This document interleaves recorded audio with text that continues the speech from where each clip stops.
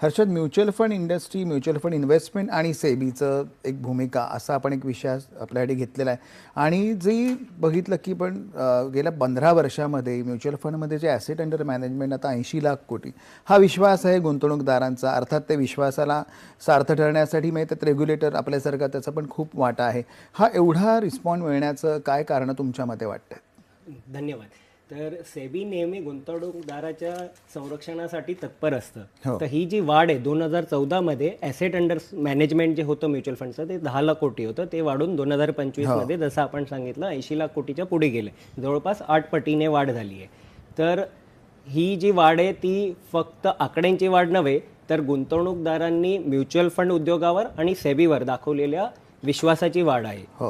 आणि महत्त्वाचं म्हणजे ही वाढ फक्त मुंबई, पुणे, दिल्लीसारख्या मोठमोठ्या शहरांपर्यंतच मर्यादित नव्हे तर ती छोट्या शहरांमधून सुद्धा तब्बल 15 लाख कोटींपेक्षा जास्त गुंतवणूक आलेली आहे.